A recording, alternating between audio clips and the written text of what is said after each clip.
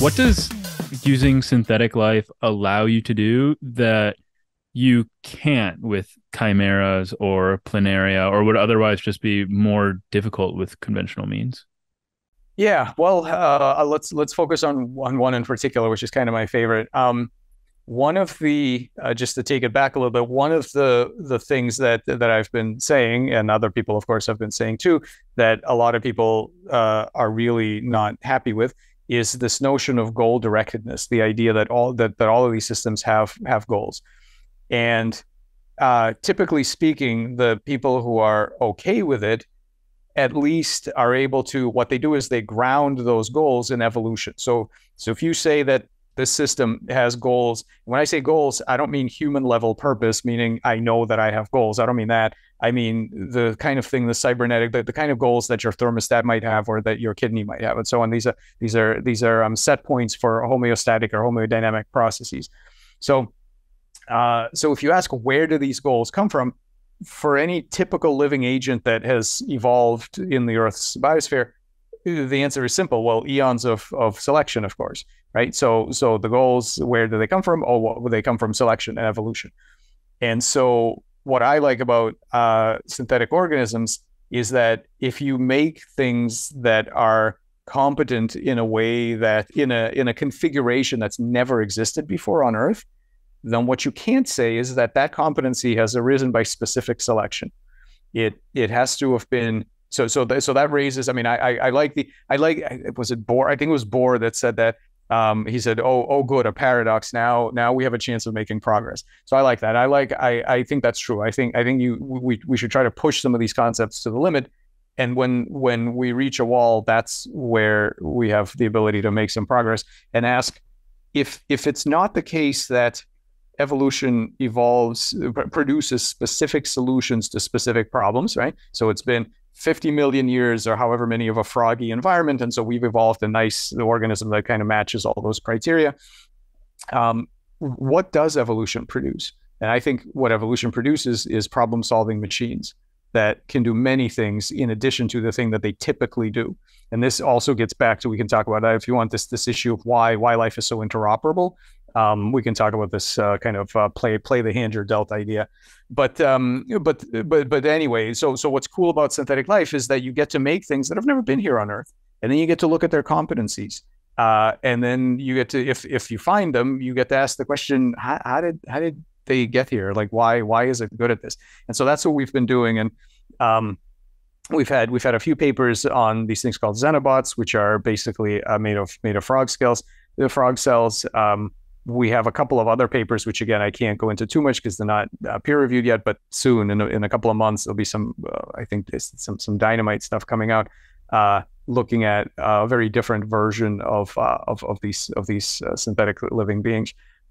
Yeah, and they have all kinds of interesting capabilities that have never been directly selected for.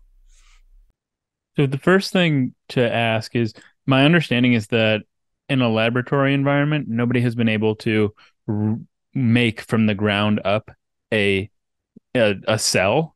But when you're not making xenobots, or things like xenobots that come from biological material, what sort of artificial life or synthetic life are we able to produce at this point?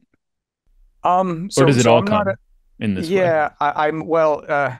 So that's an interesting thing. And by the way, I'm not the expert on minimal living kind of systems, but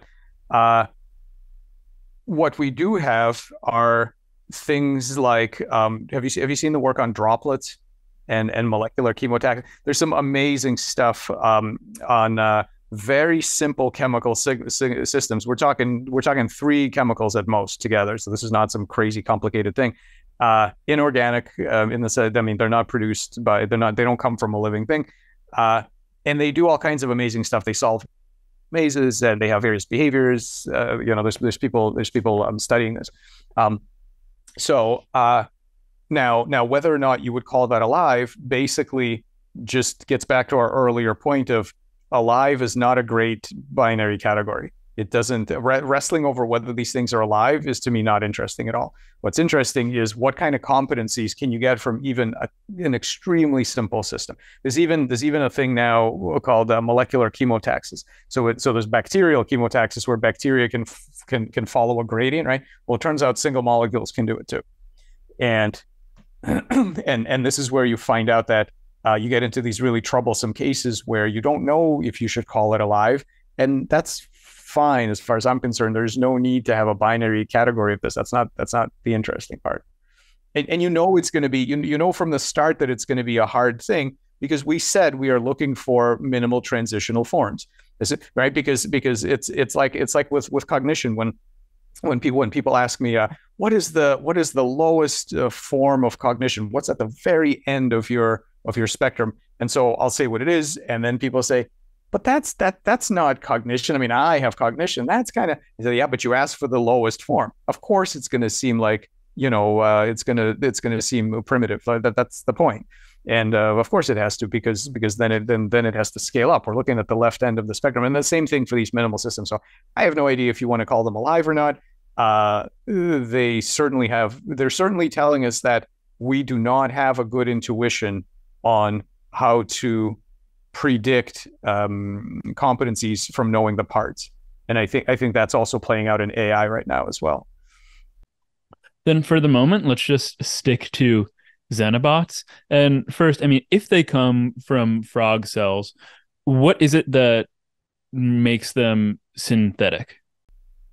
Well, that's interesting. So specifically, what we have not done, and this is on purpose, and this is, by the way, just to say, this is collaborative work with Josh Bongard's lab at University of Vermont. This is Doug Blackiston in my group who does all the biology, and Sam Kriegman from UVM now at Northwestern did all of the coding for it. What we specifically did not do is the thing that most people do, which is to put in synthetic circuits, nanomaterials, basically really engineer the thing. We will, and you can, and we will. Ultimately, we're going to do all of that.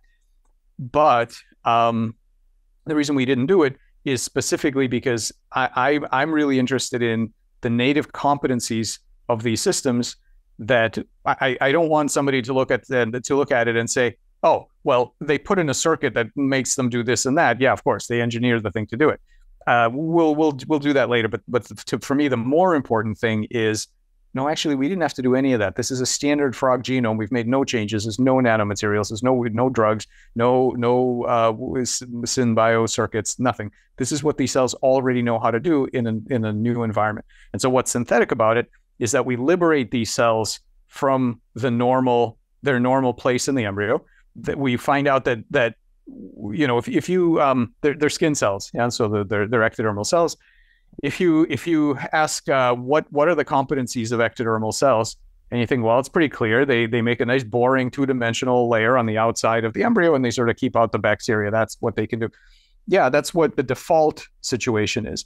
But when you liberate them from that context, you find out that actually they were only doing that because they were bullied into it by the other cells. They were basically, the other cells' behavior shaped them into doing this kind of thing and having that kind of role. When you liberate them from that environment, you find out what they actually are capable of, which is, you take these skin cells and you put them, you dissociate them and you put them in a petri dish.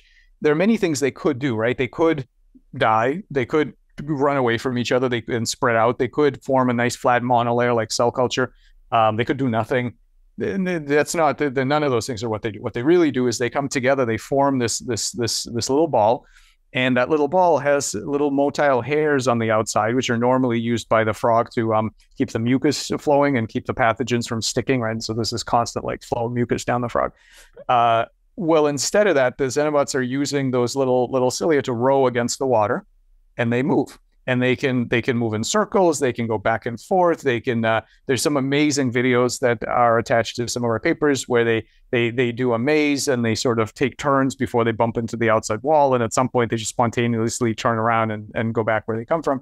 And that's just the beginning. I mean, they do kinematic self-replication, which is just amazing. I believe we haven't even scratched the surface of what these things can do. We have some, like I said, we have some other work that'll come out in a couple of months where it's just mind blowing what competencies are there.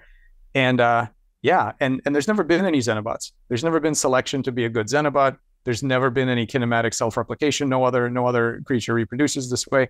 And yet there it is. So it's a really minimal system for asking, what did evolution really learn when making a frog? What does it produce? And what does the frog genome actually do? And you might think that, well, of course it makes frogs. What else could it possibly do? I'm like, no, the frog genome creates hardware that is actually competent to do a number of different things.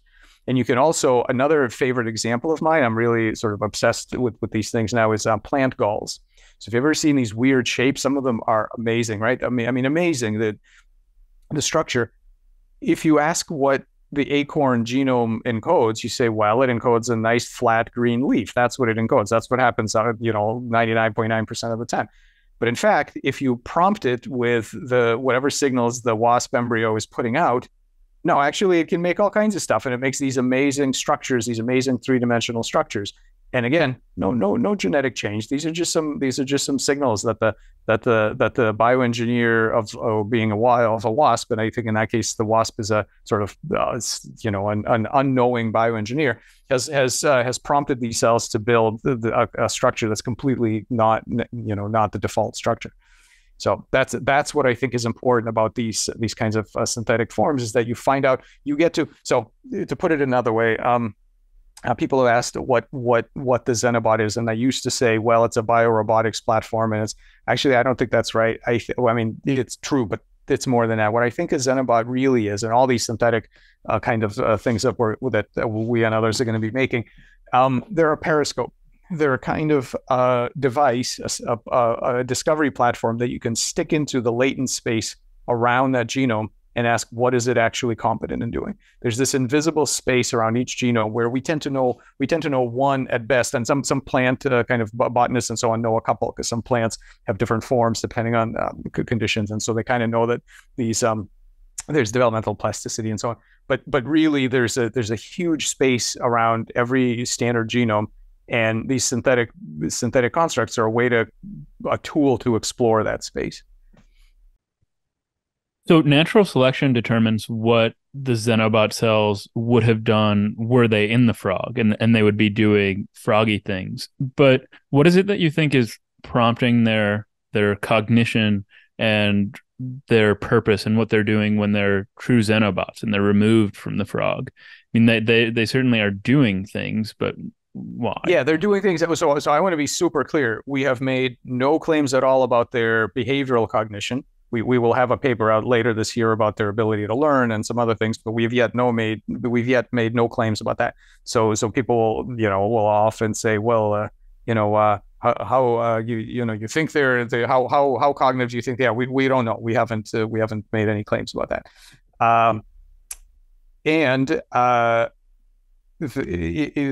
As far as their various other competencies, we're just beginning to scratch the surface. So I think what determines it, and here we're going beyond what we've shown. So this is kind of me just brainstorming or throwing out ideas for, I think, what's happening here. I think that architectures where the genome tells you exactly what you're going to do, and I mean, there may be some animals like that. I think maybe C. elegans might be a little bit like that.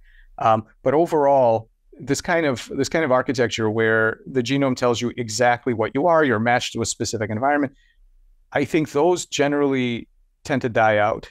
I think a much more successful architecture is to invest for the genome to invest in making hardware that can do many different things. So I think what evolution mostly produces is problem-solving machines or problem-solving agents. And depending on the environment, those agents will do all kinds of interesting things. And so this is why even human embryos, if you cut them into pieces early on, you'll get multiple, you'll get twins and triplets and things like that. You don't get half bodies. It's because all of these cells have various competencies. The collectives have various competencies. And they do all kinds of they solve problems. They're not tied. This goes back to this issue of why life is so interoperative, because I think evolution doesn't, and this is of course super controversial, and a lot of people won't be happy with this, but I think in a lot of ways evolution does not take past history very seriously. It does not overtrain. It produces generalized problem solving machines that are not bound to the problems you've solved in the past. I mean, they're shaped by it to some extent, but they're not limited to the problems you solved in the past. The hardware is, and I think here the distinction, right, the computer science notion of hardware and software is really good. I mean, people get upset about using computer metaphors for life, and obviously the kind of computer architectures we have now, that's not how life works. But there is something that is good about that software analogy, which is that we know that some hardware is reprogrammable, that if you have a description of that hardware, it does not fundamentally prescribe what the hardware is going to do. Right? It has many different software modes that experiences can change it. And there's lots of, hardware is just the beginning. We don't stop at the hardware level. I think that's where biology and medicine have been, is stuck at the hardware level. Everybody's into the molecular hardware, the genes, the proteins, and that's great. You have to understand that stuff. You have to know your hardware. But all the fun starts after that, as far as I'm concerned.